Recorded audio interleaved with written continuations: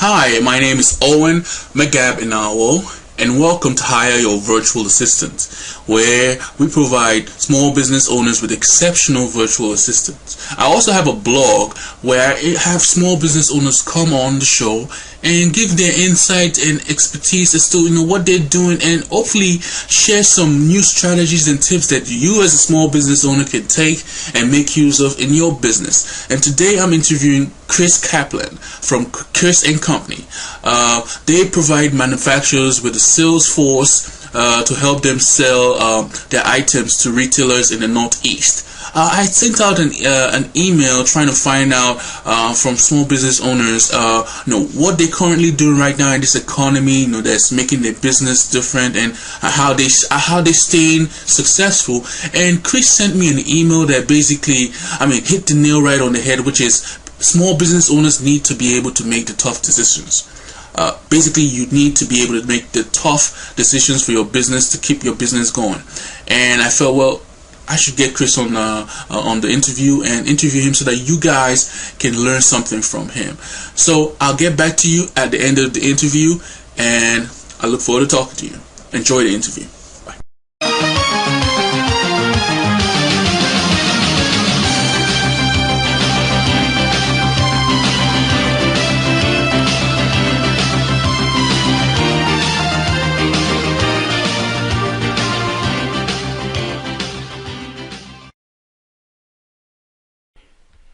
Okay, welcome to Hire Your Virtual Assistant, and today I have Chris Kaplan, right? And it's going to be one of the first interviews I have, and what I'm trying to do is create an atmosphere for small business owners to come to this blog and get in contact with other successful small business owners, and learn from their experiences, engage them and figure out, okay, how can I take the information that the guest has and apply to my business. So first of all, Chris, I just want you to introduce yourself to the audience, give an introduction to yourself and your company. Certainly. It's Chris Kaplan. No worries on pronunciation. I run a company called Chris & Company in the greater Northeast. We provide manufacturers of giftware product with an outsourced sales team covering New York, New Jersey, and all 6 New England states. And we represent about 30 to 40 vendors at any given time. And my 12 to 14 sales reps call on about 3,000 to 4,000 customers over the course of a 12-month period. Okay. Anywhere from a mom and pop shop to small local chains to Barnes & Noble, Bed Bath & Beyond, and everywhere in between. Okay. Wow. That sounds very impressive. So I want to get some more insight as to how you got started in the business. Sure. So my mom owns a retail store in Rochester, New York called Park Lee, and I spent my entire youth growing up in this store. And one of the things I noticed is that all these sales reps came into the store. They spent an hour there, maybe 2 hours there, and they got in their cars and they went off and did something else.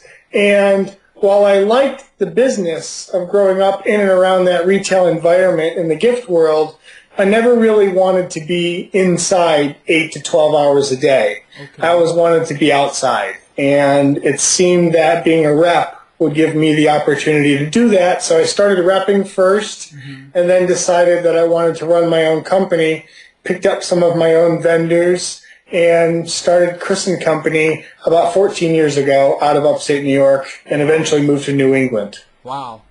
And what are one of the things you've learned, being a sales rep, how do you engage the clients? I'm assuming that you're representing a client and talking to your client's customers, right? Right. So how do you incorporate yourself into your client's business and actually get out there and represent them, Right. Yeah. So it's always the $64,000 question of who my client is. Yeah. Is it the retailer that I'm selling product to, or the vendor whose product that I'm selling?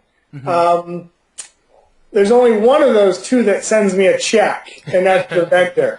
So they're ultimately my client. My responsibility is to make sure that their products penetrate the retail marketplace. We sell directly to retailers. If you've got a retail store, a website, an eBay store, a catalog company, we're the people providing you with the products. Pretty brand driven. Yeah.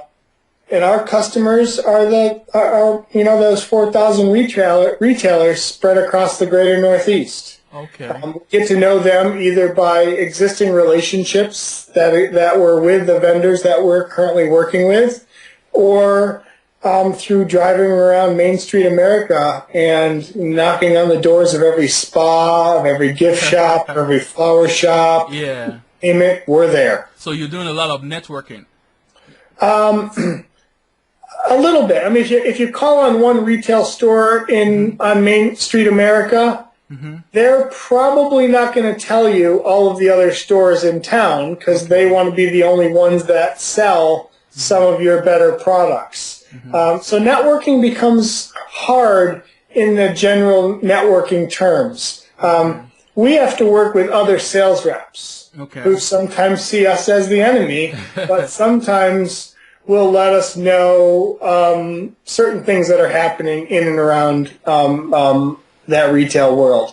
We've been fortunate. We've been doing it for 14 years. We've got a number of vendors who've been around for longer than us. So the customer base was pretty solid in some of the early stages. We did a lot of trade shows where customers came to us.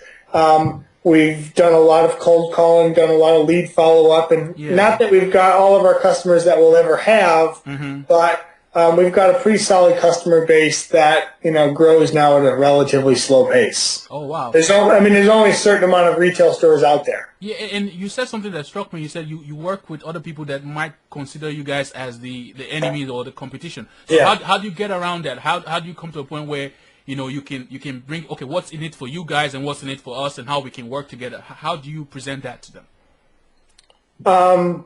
Keep your friends close and your enemies closer.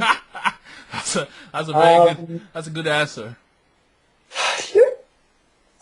I don't like to burn any bridges. Yeah. I don't, I'm 41 years old. I'm probably going to do this for a very long time. I would like to reach out to other rep groups and see, share first what some of our best practices are. I'll invite anyone to learn anything there is that we do. It's not rocket science. It's not brain surgery. It's relationship building, sales 101 kind of stuff. And if there are things that we're doing that can be helpful to somebody else, we're usually the first ones to share it. And occasionally we get some good stuff in return for doing that. Sometimes it's just we're about building relationships. And if there's a store in town that we haven't been able to build a relationship with that someone else has, if we do something for them, they might be inclined to put in a good word for us and say, at Chris & Company people, they're actually really good people. Yes. And, sometimes it's just that little help we need. 99% of the time, it's the products that we represent. The products drive the beginning of the relationship. The sales reps then really develop that relationship and develop that trust with the retailers. So eventually, whatever we're selling, they're buying. So it's basically the effort you put is based on the product itself and the product's own, basically the way the clients already have customers wanting that products. So have you had the situation where you had to market a product that didn't like a new product that doesn't have that fan base already? And how did you handle that? We've tried to do that and had to, especially in the early stages. I was, 26 years old, didn't have any sales reps working for me, didn't have much in the way of vendors that were letting me sell their products, so we had to get innovative. There was a lot of emerging bath and body lines back in the mid-'90s, and we formed a lot of relationships with a lot of these small startup bath and body candle manufacturing companies. That retailers really didn't know a whole lot about, but we carried a lot of it and kind of made that our specialty, and we still have a lot of that still today. Okay. Not some of those same brands, but newer, better, bigger versions of those brands. I like to believe that good retailers sell the way or buy the way that we sell product. We're passionate about the products that we represent. Okay. I never thought that I'd be happy selling candles for a living. Yeah. We do far more than just sell candles, but I'm a simplicity kind of guy, and I like to, dumb it down to its lowest common denominator. At the end of the day, we sell candles. Yeah. And I like to believe that we carry stuff that we would use in our everyday lives and have passion for. Yeah. And when we're able to share that passion with somebody, even if they've never been involved in that kind of product before, it's contagious. Yeah. And they might want to buy it. Yeah. So the thing now is, one of the things that I'm trying to ask every entrepreneur that I actually interview is, seeing how the economy has changed, what exactly are you doing that is different from what you would do a couple of years back? Because that's something that I think... So, yeah, a number of things changed for us in after September of 2008. Okay. I say September 15th, 2008, God turned the economy off and made what was already completely irrelevant totally irrelevant. We had a showroom, some 2,000 square feet of space that we were spending $60,000 a year just for rent. Wow. Plus upkeep, plus staff there, plus marketing for that.